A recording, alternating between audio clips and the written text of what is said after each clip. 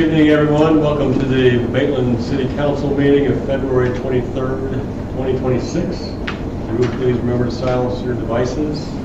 And if you want to speak during the hearing at some point, filling out a speaker card is always a good idea. It certainly helps us. We have the cards out front in the lobby, but also up at the podium where you would be speaking. Let's begin this evening with a brief moment of silence. Please join me, thank you.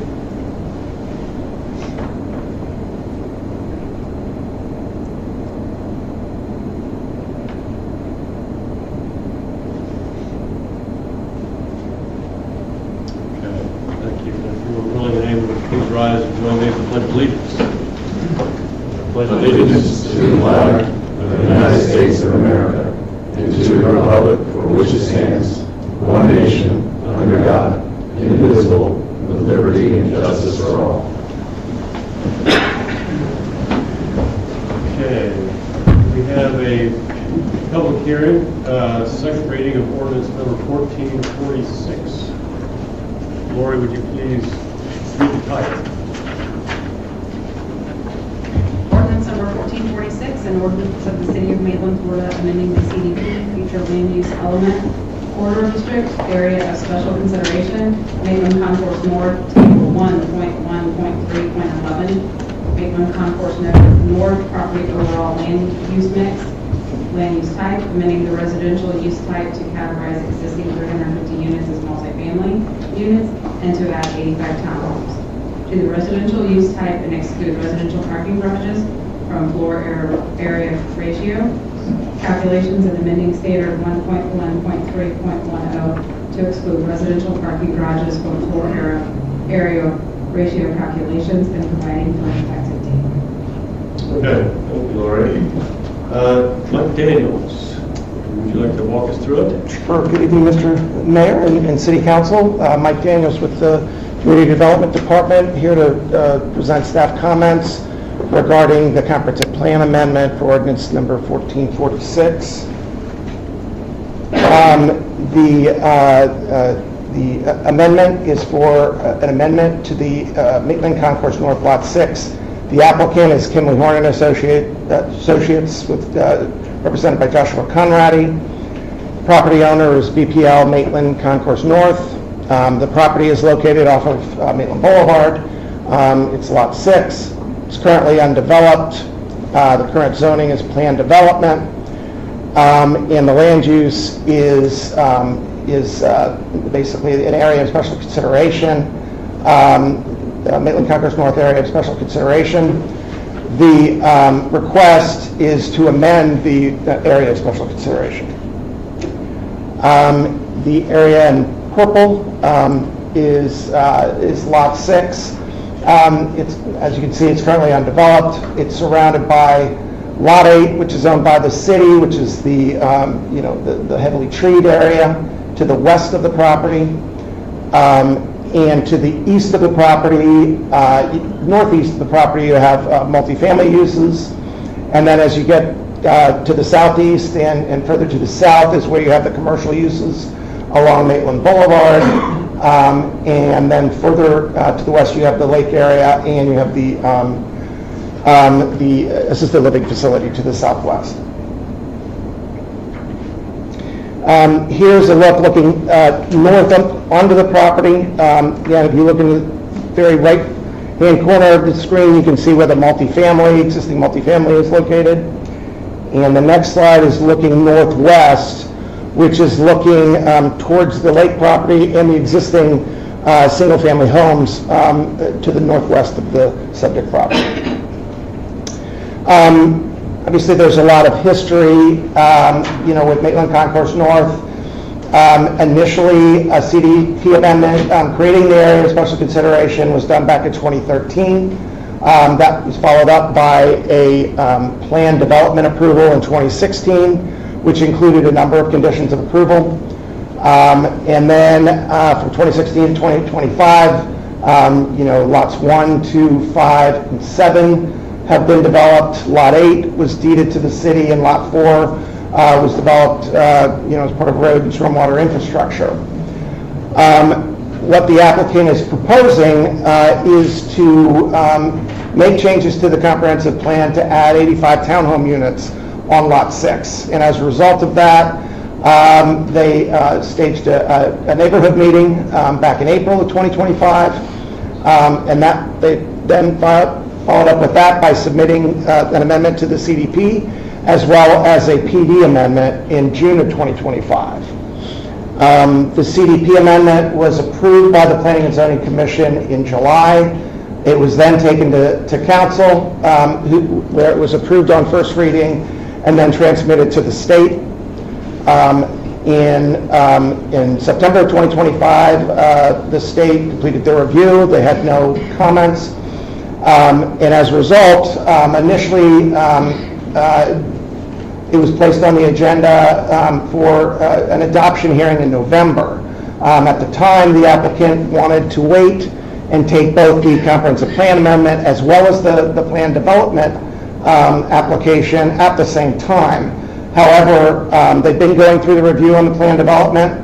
They are making progress. They are getting close to the end, but with the comprehensive plan amendment, you only have a 180-day period to get it through the process.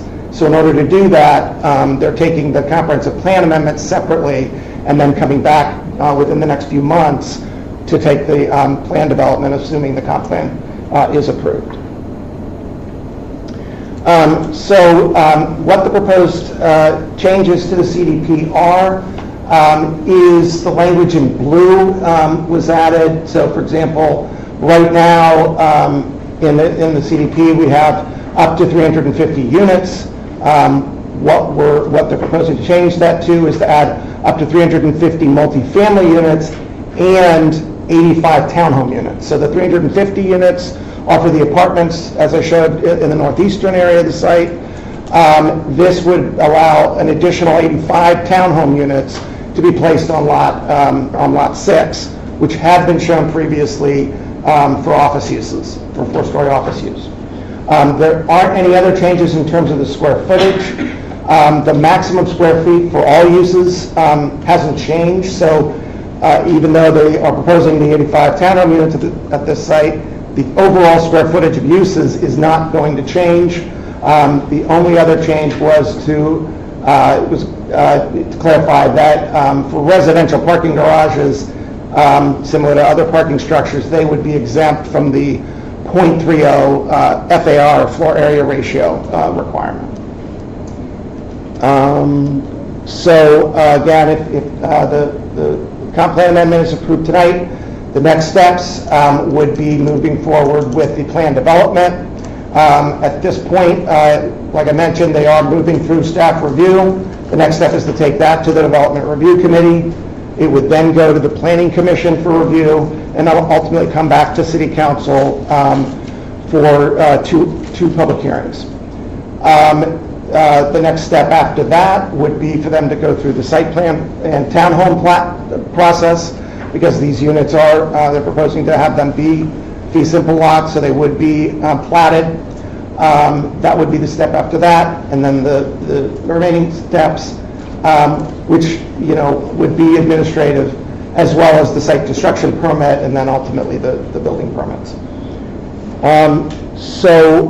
With that, staff is recommending approval on second and final reading of ordinance number 1446, amending the comprehensive development plan. I'd be happy to answer any questions. I know the applicant is also here and is able to answer any questions that you may have. Okay, thank you, Mr. Daniels. Does anybody have any questions? No, I just wanted to kind of share a little of this history. Commissioner Rudolph knows this, that with you guys, is that back in the early 1980s that this land was looking to be developed, and it was going to be non-residential. It's going to be, I can't remember exactly what use it was going to be. Maybe Mr. Randolph does. But the citizens, the neighbors of Druid Isle and Druid came together along with the city of Maitland and took this all the way to the Florida Supreme Court, fighting against the development. And then after the time ran out on that agreement, it came back, and the residents of Druid and Druid Isle fought to keep it residential. And as you see today, we're changing it back to residential. So that's all we wanted in the whole scheme of things. So, but funny, it just came back to being exactly what we wanted, residential. So we have an ALF, we have apartments, and now with this coming in, it's going to be a great project. So I hope, now it's 85 units, a little much, maybe so. But I'm just glad that it's going to be land ownership. We're going to have people in there that are Maitland residents and Maitland owners and buy into Maitland. So that's all I wanted to say, a little comment. Yeah, Vance is correct. Back then, though, it was Orange County. Was it Orange County? It was not City of Maitland at that point. It later on became annexed in. But yeah, that Mo Shams and Bob Rawleth led that charge. And again, I mean, the fight back then was to make sure residential scale and character was the driving force behind things. So I think this really fits in more with the community and that scale and character. 100%. Okay, anybody else? All right. Does anybody from the public have any comment on this item tonight? Ordinance, anybody from the public? And once, twice, we'll close the public comment period. I don't know if the applicant wants to have a say at this point, or are you all satisfied? Okay. Record shows there's not any vigorous agreement. Okay. Let's bring it to council again. Does anybody have further discussion? If not, the motion will be in order. Mr. Mayor, I will move to approve the second reading of ordinance 1446, amending the 2050 comprehensive plan as presented. Okay, we have a motion. Second. And a second, Mr. Shaney. Lori, please call the roll. Councilmember Guthrie? Aye. Councilmember Shaney? Aye. Councilmember French? Aye. Councilmember Randolph? Aye. Mayor Lyons? Aye. Okay, it's approved on second reading. All right, we're on to old business. Thank you all for coming out. Old business, Mr. Recking, we have. No, sir. Okay. All right, consent agenda. Does anybody on council wish to remove any items from the consent agenda? All right. Does anybody from the public have any comment on consent agenda items 2 or 3? Seeing none, let's close the public period, and motion will be in order.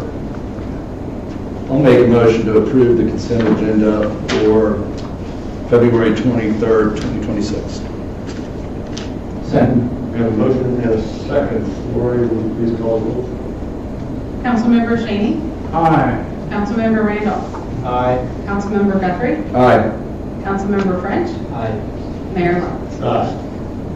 Okay, consent agenda is approved. Public period. Does anybody from the public have any comment for us this evening? The only one. Not a big crowd. Barry Callinson, 500 North Maitland Avenue. I was coming just to bring to your attention a problem that's been caused by the city recently. I talked to the city engineer about it. She says that they had trouble locating it. So what happened is right across the street here on Maitland Avenue, at one of our office buildings, a sign went up 6-8 weeks ago, plus or minus, and it's got 4 items on it. 3 of them are just fine. One of them says parking, with an arrow to the right. So you have people driving in and exit from the office building, and we're going to have a head-on collision there soon. I talked to your city manager about it. I've talked to other people in the city about it. Nobody's gotten back to me. So I thought I would come and discuss it here. Down at Sandsburg, we've had endless wrecks. Some that people go to the hospital, some that have gone in ambulances. We're getting ready to have a wreck over here next. We need to just take the sign down that says parking, leave the other 3 up there if you want to. Your city engineer told me that they had trouble finding a place to put it, or whoever the subcontractor was, I'm not sure who it was, but someone had trouble finding a place to put it, so they just went and stuck it in the ground there, not being concerned apparently about what their sign said. So I would like all of you, I just saw the building up here on where it said old business, the building's up there right across over here where that sign is, and before long we're going to have a wreck there. And I'd like to avoid that somehow, some way, by taking down the sign that says parking with an arrow into an exit. Okay, thank you, Mr. Councilman. We'll look into that.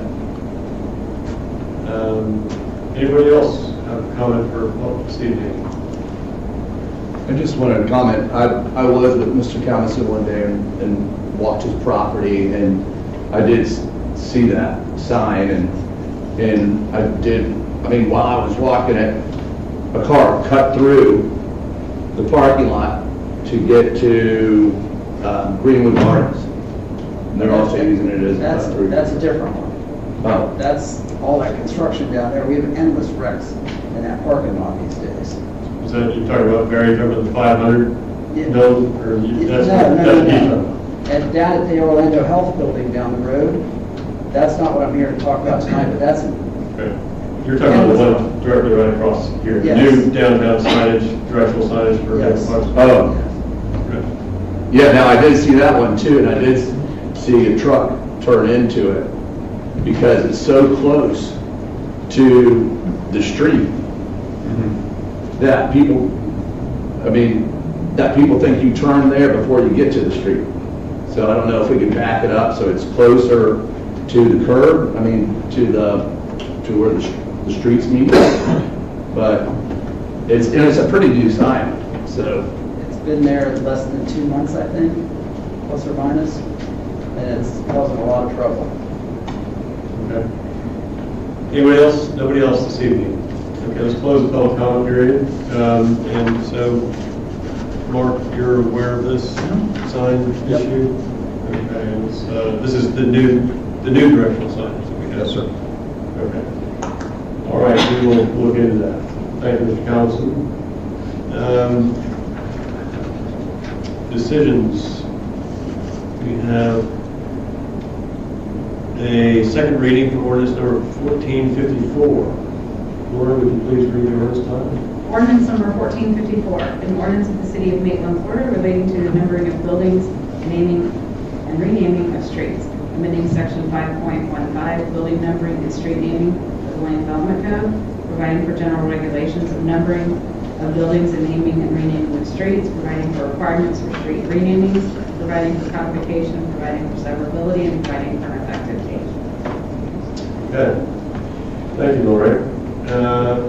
Mr. Daniels, or is this your I got it. remark? I got You this. can handle this? Yeah, Okay. yeah, it's pretty straightforward. There's only a minor change in the ordinance that Ms. McBride went over for you at the last meeting. There have been no changes. This just allows people to request street renames in the city, and there's a 5-year limit between when you can ask once and then get it rechanged, so.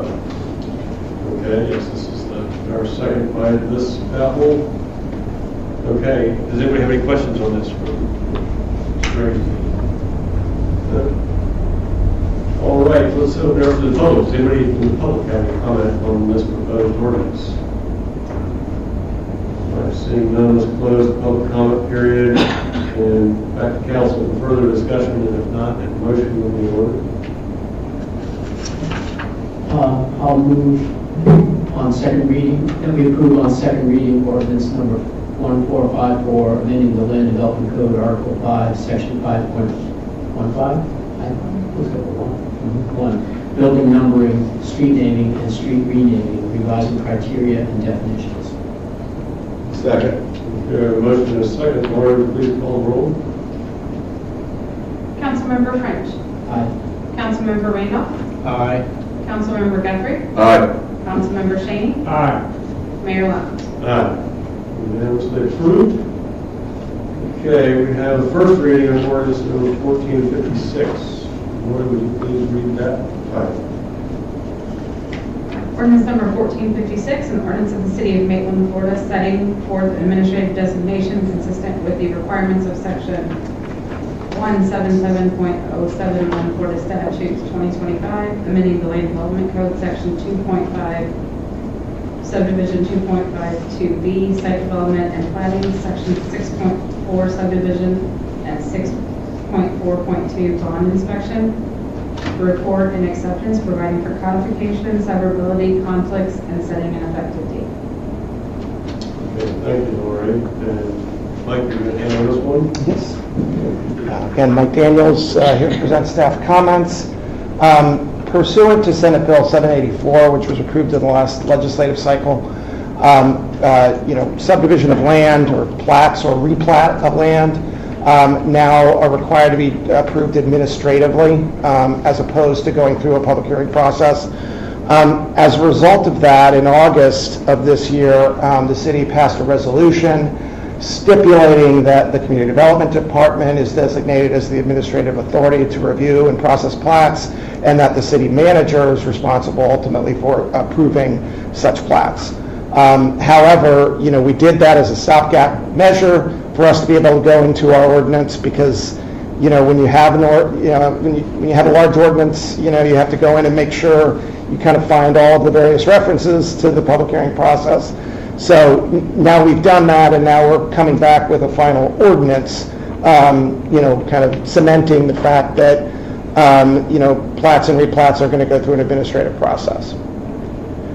This would impact minor subdivisions as well as major subdivisions, both preliminary subdivisions and final plats and final subdivision plats. We don't have a lot of plats in the city, especially more conventional single-family detached unit residential, just because of Maitland is mostly for redevelopment. However, we do have some smaller subdivisions that do come in that could be impacted by this ordinance change. To explain, essentially the difference is essentially our current process. The area in green is what our current process is. So when we have a new plat that's submitted, we review the plat through staff, then staff takes action, and then currently this would be green. We would then have a public hearing schedule. We would take it first to the Planning and Zoning Commission, and then ultimately to City Council, and then 5 would be the post decision. So that would be where all the signatures are provided and it's recorded with the county. However, how it would work now is essentially you'll go through staff review, we'll take it to the Development Review Committee, we won't go through the administrative or the public hearing process, and then we'll go to the post decision of getting the signatures and getting it recorded. Now I did include this as orange or yellow, basically because there is an exception to that, and that is we do have language in our code that depending on the size and the number of units that are proposed for a subdivision, we do require that there is a requirement that they provide a certain amount of land available for park space, and then it goes into more detail in terms of what the facilities would be used for. So in that instance where we had a subdivision that met those requirements, that part of it would still go to council for their determination. But other than that, all the other types of plats, and again, mostly the plats we're getting are generally very small plats, which really wouldn't meet this definition. All of the other plats would simply be an administrative process and wouldn't come before City Council. So with that, staff's recommending approval on first reading, and I'd be happy to answer any questions you may have. Okay, thank you, Mr. Daniels. Does anybody have any questions on this item? I think it's pretty cut and dry and kind of mandated too. Mandated, yep. So, Okay, all right. Then does anybody from the public have any comment on this item? Okay, let's close the public comment period. And back to discussion on council, and motion will be in order. All right. I'll move to approve on first reading ordinance number 1456, designating administrative authority to receive, review, and process plat and replat submittals pursuant to Chapter 177 Florida statutes. Great, thank I'll you. second. Okay, we have a motion and a second. Laura, would you please call the roll? Councilmember Randolph. Aye. Councilmember French. Aye. Councilmember Cheney. Aye. Councilmember Guthrie. aye. Mayor Wells. Aye. It is unanimously approved. All right.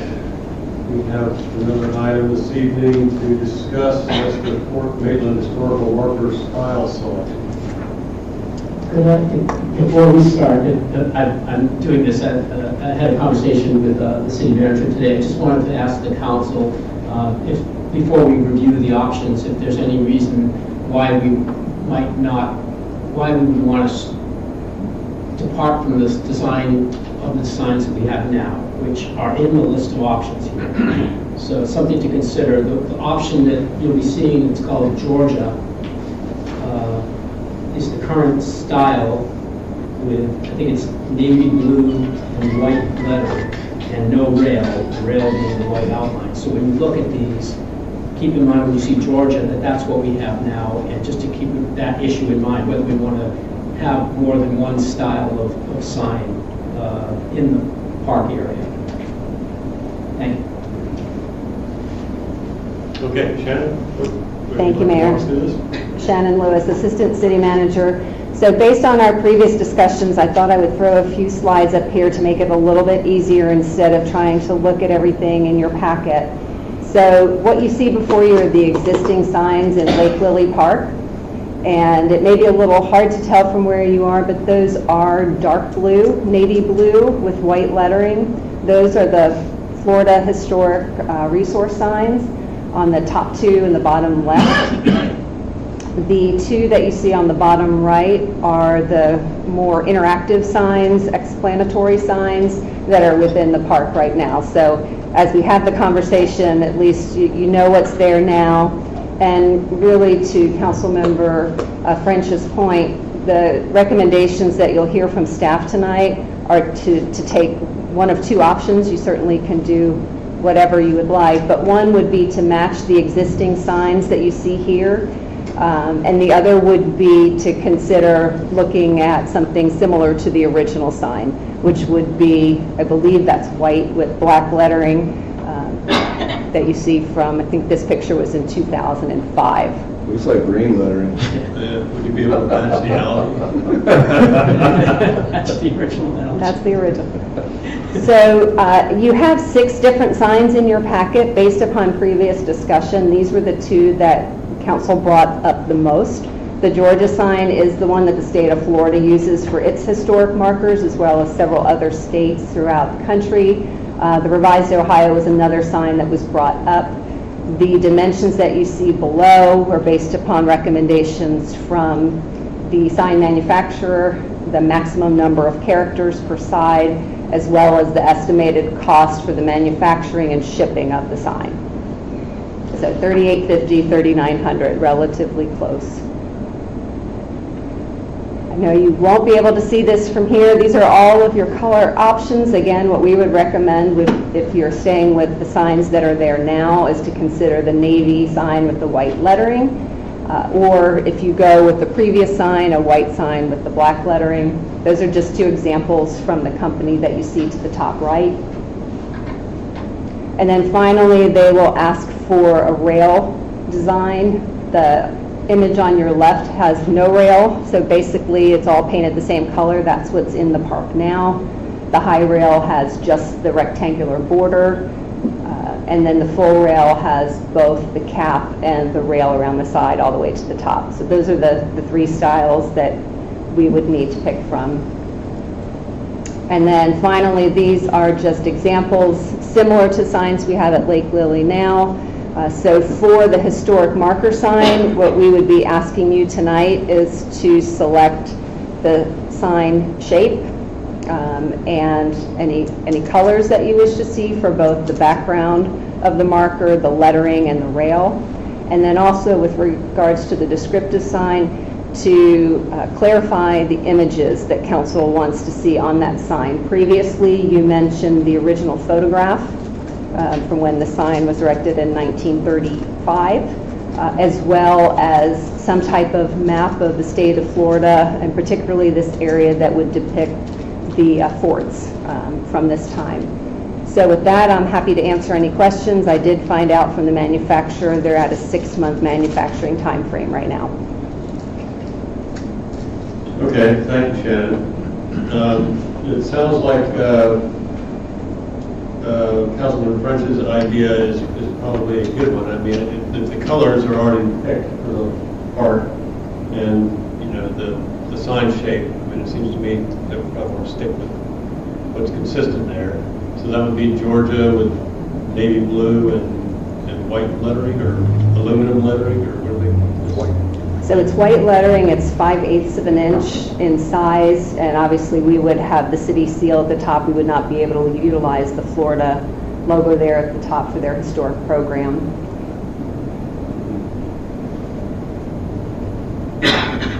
Okay.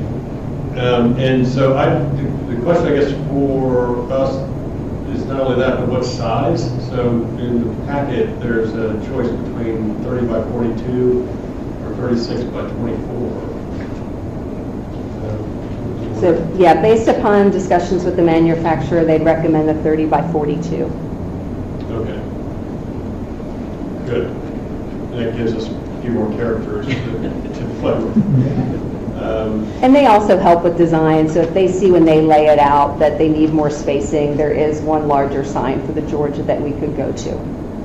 Okay. Good. How do we feel about this? What was the logo on the original sign? Oh, the original, sorry. Yeah, the original, yeah. Is that just Simply a ship's wheel or something, it just doesn't. Either that or a compass. Yeah, maybe.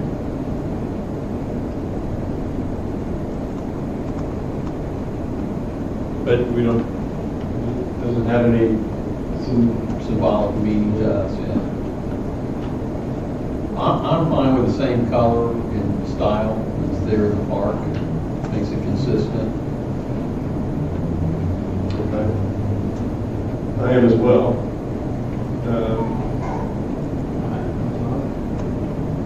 Okay. Anybody want to, let's open it up to the public. The public might have opinions about signs. Heard about signs already once. Everybody else? Seeing none. Let's close the public comment. Okay. Does anybody have any further discussion on this or a motion? I just wanted to talk a little bit about the images on the sign. I know that I love the idea of the photo. That's great from the DAR magazine. And I like the idea of the map, although maybe two maps. That was what I wanted to raise here. One map, it depends on the size of the sign and design and style, but the map that was in the packet, the Seat of War 1839, there's a really high-resolution interactive version of that. I think it's University of South Florida. And the beauty is when you zoom in on it, it shows the network of forts. It's really elegantly designed, and it shows the trail connecting, is it Gatlin's? Gatlin's trail.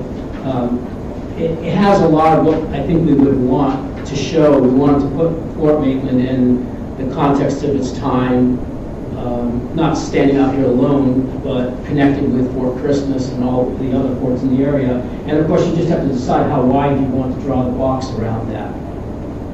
The other map, this was an idea, I think the mayor had in the sign, the text of the sign talks about removal policy, Trail of Tears, and there is on Wikimedia a very nicely done map showing where the native populations moved to, and that's reflected in the language of the sign. And if there were room for that, and if people agreed that it was a good rendering of that, it puts Maitland in a more regional national context, showing what happened, where did they go, and I think it visually helps you to see that. I shared it with the city manager today, so I know you haven't all seen it, but I'm happy to share it with everyone for consideration. But really, it's a question of how many images can you comfortably put on this sign? What do you all think ought to be, part of the story in this supplementary signage?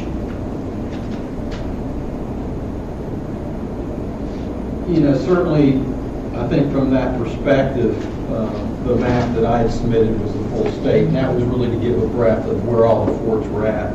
50-something ports, but on this side, I don't think that's necessary.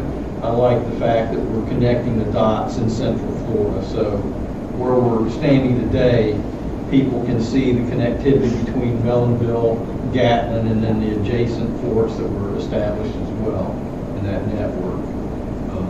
Because more than likely, if they're interested, they're going to want to go see that versus statewide. But yeah, I think to connect the Trail of Tears and how the native population was moved out would be an important aspect as well. We have Well, you know, this, whatever images we do need to complement the text. is Gatlin, are they also, I drove by there the other day, I think it was Gatlin, and they're looking to make that a park now. It was a building, and they're looking to tear it down, and I think that was where the sonar testing facility was at for the Navy. Yeah, they want to tear it down. But I mean, that would be good, and then work with them later on in the future to kind of help them out also, so. Yeah, I think you guys are selling something. And as a person who's not really big into reading all the signs and everything, I'm way more attracted to something like this, like with the images, and I can kind of read and get a visual of what happened. So hope that helps. This really helped me. And, you know, I've thought a lot about this, but I had a hard time picturing the relative distance to the forts in the area when I saw this map, and it's all the names that we all know, and people will know Fort Christmas. You know, you can see all the lakes, Lake Harney, you know, there's Lake Monroe. It just geographically situates us, and Fort Maitland is, at least in our story, right in the middle, you know. So it really works, and I love the quality of it too. It's really, I think, going to stand out, and I worry about that a little bit when you have signage, you know, how distinct it will be, but I think this will hold up really well. Do we have to seek permission to use this map, or is it public domain? It says it's public domain, and we can get all the, there's, you know, all the information we need is part of the USF site that holds this digitized image. So we can easily get permission, and if staff wants to, you know, work on getting that, making sure that's available, I'll send you the link. I think I already did. I sent the entire link to Mark. And do we have a higher resolution photo of that ceremonial photo from those days, or somewhat Quality is pretty dicey on that one. So it's, but it's, interestingly, I don't, you know, I think we passed around, there was gosh, what's the guy's name, who's kind of a local historian? Yeah, up in Longwood. Yeah. And he did an AI enhanced park. I mean, we could go down that road. I mean, and there's no, I mean, you know, kind of colorize it, you know, lift it out, kind of make it a little more distinct that way. I mean, it would be, I mean, as you know, difficult as we're all having time with AI, you know, it could be helpful at times, you know, and I think if we were able to present that, it would be worthwhile doing it. As it stands, it's almost a picture that's, because, you know, it would not be interesting from a vantage point of view. It's like, you know, just kind of coming by and looking, it's like, you really have to try to make out what is in there. Well, I don't know who shot the photo. I mean, back then it was probably kind of a large format or medium format camera. And who knows who has the negative. If Orange County has it, maybe. Some photographers that went out of business, you know, history museums would gather up their negatives and things like that and store it in the repository.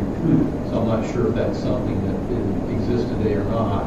Or they may have a better image of it. I don't know if the History Museum, I know they have some of the original artwork that was done for the book that Hannah did, so I don't know whether they have an image that's better quality over there as well. Could be. We should check that to see. And if not, we could try to enhance it somewhere. There is a company that, Wicked Park Historical Museum, they work with a company that does their blow-ups, photographic blow-ups, wall size.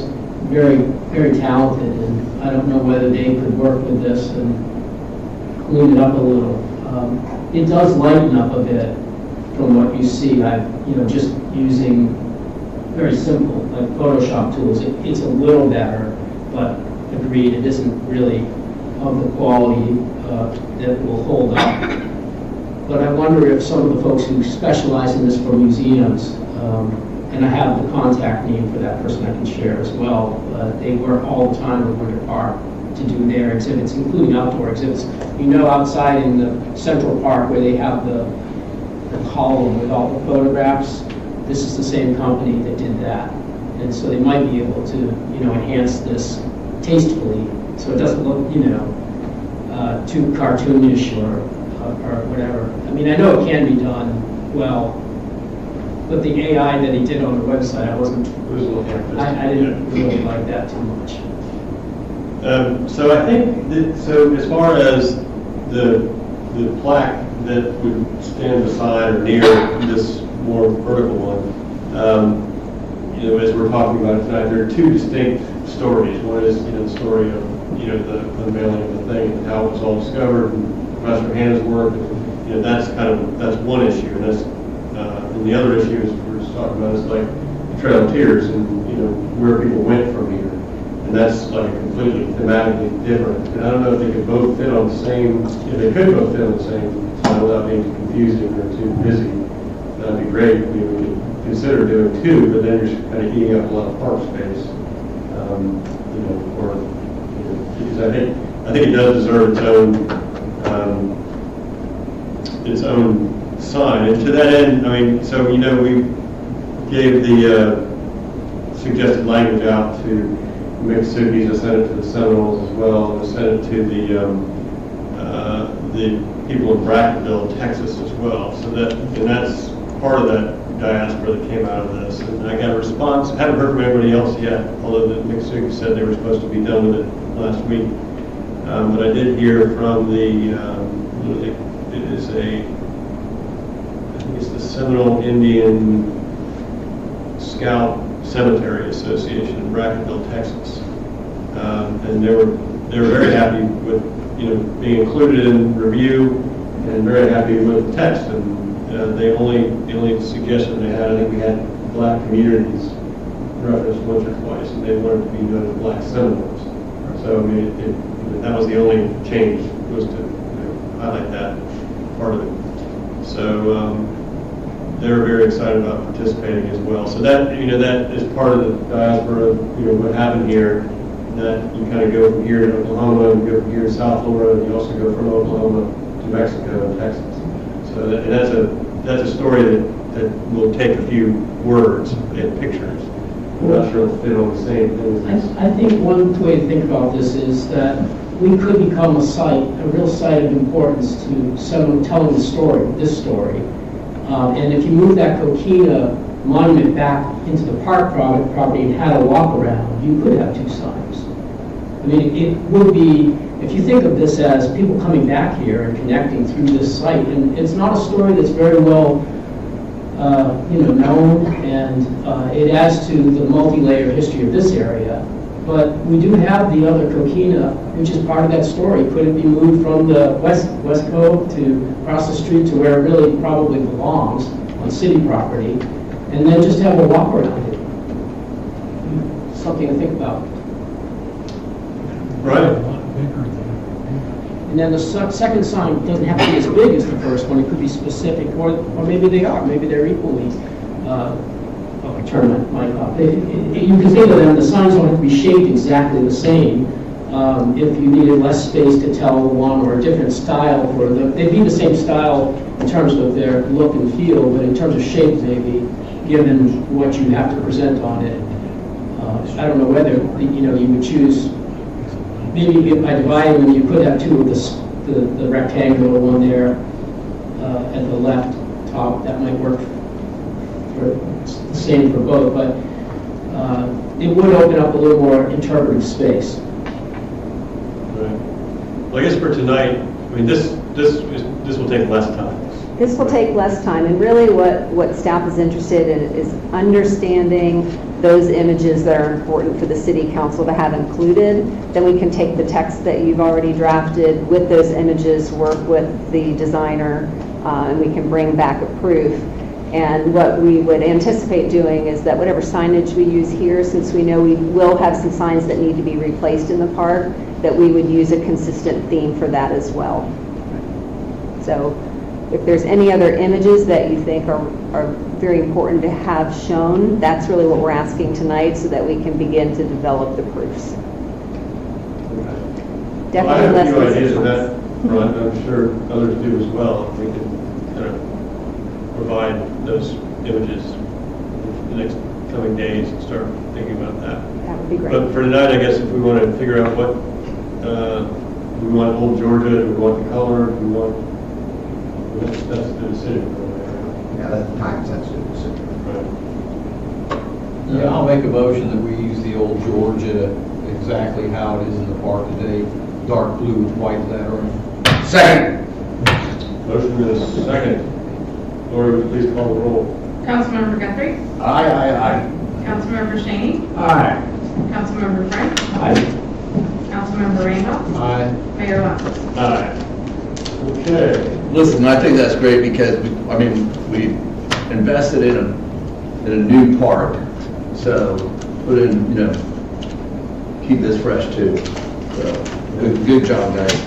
The question, if we had taken that money from the government a while back, would we still would have had a say in these signs, or would we have gone through the state to get approved for those? What government money are you referring to? Remember, I think when we were looking at doing the park, we could get like a grant or something from the state to do that, but then For the particular it sign? had major restrictions on it. For the signs themselves? No, for the park. Oh, they were for the Fort Maitland Park? Yeah. Oh, yeah, there was a $200,000 Yeah, grant. and then Yeah. the restriction there was that it remain outdoor recreation. So it wouldn't have been a problem with this, and that's just what I was wondering. Yeah, Okay. it would have been fine.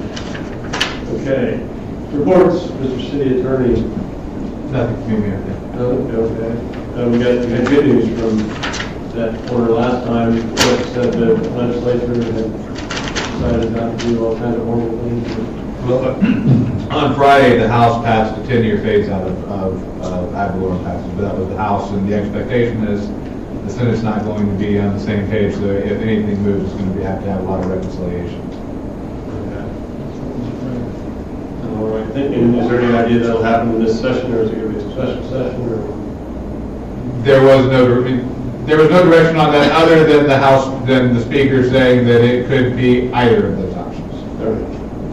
All right. Thank you. Mr. City Manager? Nothing? All right. Ms. City Clerk? Nothing. Anybody on council? No, I was just gonna, today I got an invite from Maitland Little League. They're gonna have their event Friday night, so I know last Thursday we had that discussion a little bit about the parks, and it sounds like they've got a lot more kids that are eager to play Little League, but that kind of answers some of the questions there, how active are they? And I guess they're still trying to recruit players and teams and things like that, so. Yeah, John and I did it last year. It was fun getting out there, meeting all the parents. There was big energy, and yeah, it was fantastic. You put out the first pitch? No.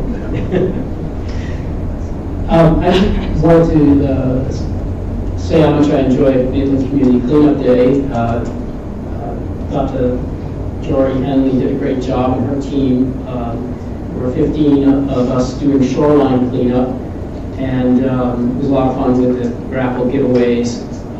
And then at the same time, there were 25 kayakers from Central Florida Recon who timed their work to coincide with ours. So we were actually interacting with them. They would come up to the shore and they'd say, we can't get this, there's a chair in the water, and they said, we can't get this from the kayak, can you pull it out of the water? And so we were kind of working as a team. And the other fun part was on our return, we went by the public restrooms, and the murals were finishing up their work there with these beautiful sort of outdoor scenes, and it was just a beautiful day to see all the volunteer work.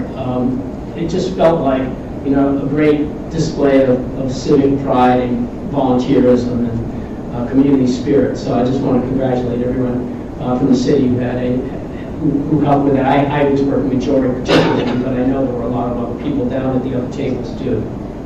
Thank you. I would add to that, what was really nice to see is that they just didn't concentrate on the lake. I saw volunteers upland in the neighborhoods looking at the inlets, see what was around them, whether it was trash or not, picking that up, flow there. And that was also a good part of it, was that before you go out, Jory gives a talk, and talks about why do we do that, the watershed area and how everything ends up flowing down. And so for the folks who are there who haven't really thought about that, they understand the value of doing that. Was this on Sibilia?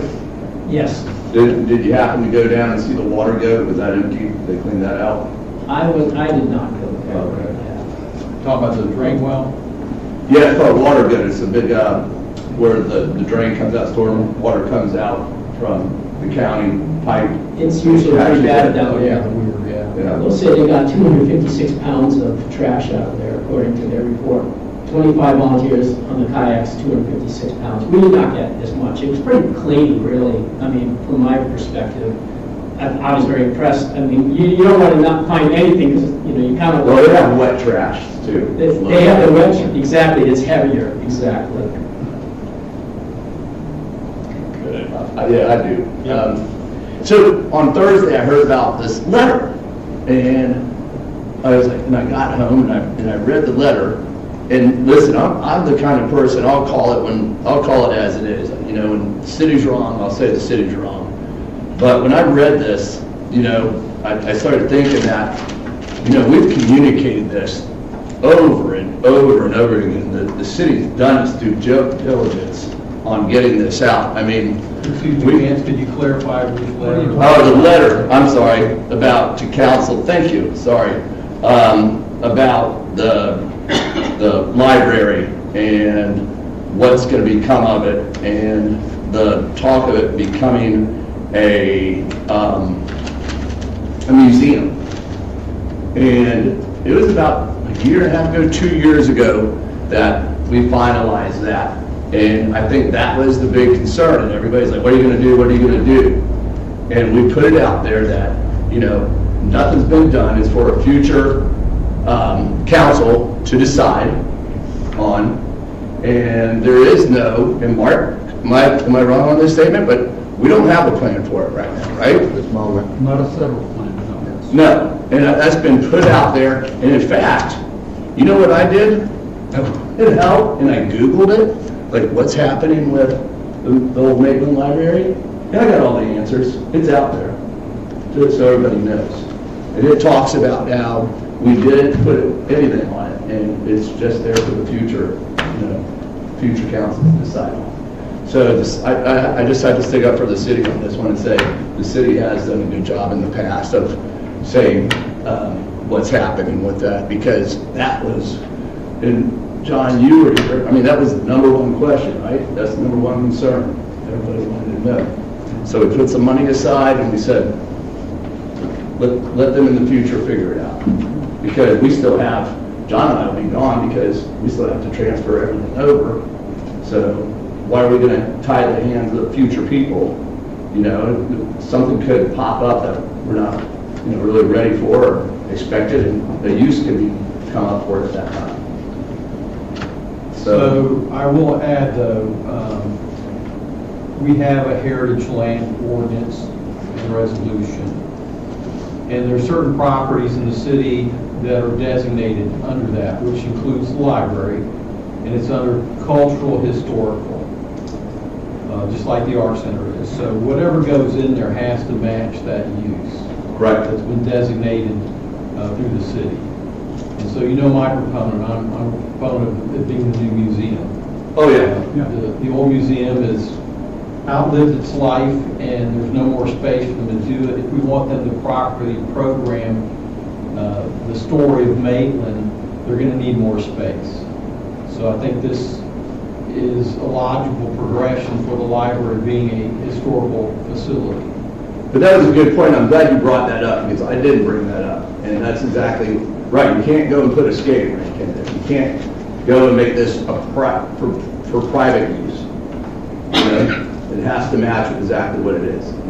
So, Seems to me this points to what our meeting last week with the boards and what we heard from several people at the board. And I don't know how I really think we just have to repeat and repeat and repeat and hope people will start listening. Steve, it was a year and a half I ago. understand. No, I mean, how I long do we repeat and repeat and No. repeat for? Well, I think about the guy that stood up and talked about the work that was going on Tuscarora and said, why isn't the city had a big sign out there for a week and a half before the work ever started. The guy drives right by it every day and doesn't see it. I don't know how you deal with it, but I agree with you on this, but it's, somehow we've got to figure out a way, is there a way we can improve that, where we, I don't know if you remember this, but on Thursday I said, we used to take the water bills and we put notices in the water bill. People take it out, not even look at it and throw away, the notice and then go, hey, why didn't you do this? And it's like, well, it was sent to your house. So, but one last thing I want to talk about, and that's about C2. And I say this totally understanding that I know nonpartisan election does not mean that you cannot state what party you belong to, okay? Or accept party donations. But I really hate to see it, and this really gets me. And y'all know I talk from the heart. I really hate to see what's going on with party politics creeping in to the Maitland elections right now. And when I ran, I ran with no party. I ran on Vance Guthrie. Who Vance Guthrie is, and what is he going to do for the city of Maitland? And before me, Bev Reckman did the same thing. I don't know who was before Bev because she served 6 terms, but we're really letting party politics start creeping in. And it's always been that we always ran with no party affiliation, and now I see it coming in, and it just bugs me to know that. But I guess to the point I'm making, I feel good because I know I sit here today because I went out there and I sold Maitland what my goals were while I was up here. That's people that were one party affiliation, another affiliation. They all voted for me. So I hope in the future that we can get away from this party affiliation and people just sell themselves and how to better Maitland. That's all I gotta say. Thank you. All right, Steve, anything? No? Okay, yeah, I mean, the party affiliation thing is, it's not new, I guess. When I ran 13 years ago. Oh, I remember that. Your opponent did. Yeah. Who won? The guy that was party affiliated. Yeah, I was not party affiliated, so I guess, yeah. So I think, people vote for any number of reasons, and it's nonpartisan for a reason, and I hope that people respect it. Mr. Mayor, again, and I think that's a great point, Councilman Guthrie. I've been in this city for a long time, and been involved in many races over the years, and I can remember in the 90s, your campaign cost you about $4,000 for mayor, and maybe $2,000 for councilman. And then it started creeping up because expectations of having campaign managers. I mean, when I ran the first time in 2010, I ran my own campaign. There was no managers coming into the fray. And so I think that's part of it. And you can't say you can't hire a manager. I mean, but again, a lot of the managers have an affiliation one way or the other. And they're, I think, influencing the candidates to go that route. And that's unfortunate because we are nonpartisan and it's a good thing for our community, but we all get asked that question around about. And so this is just, It used to be, not to quote somebody, but said, what party am I? Who do you want me to be? I'm Maitland, that ran for office. I think one of the problems, and it's only going to increase, like electric scooters, is social media. And sometimes a candidate can't always control what gets put out there in their name, if you will, on social media. So it's a problem. I'd rather see it unaffiliated. All right. Agreed. Good. Thank you. I think that's it. I think we've all been heard from. Good. Let's adjourn for the evening. Yeah, I know.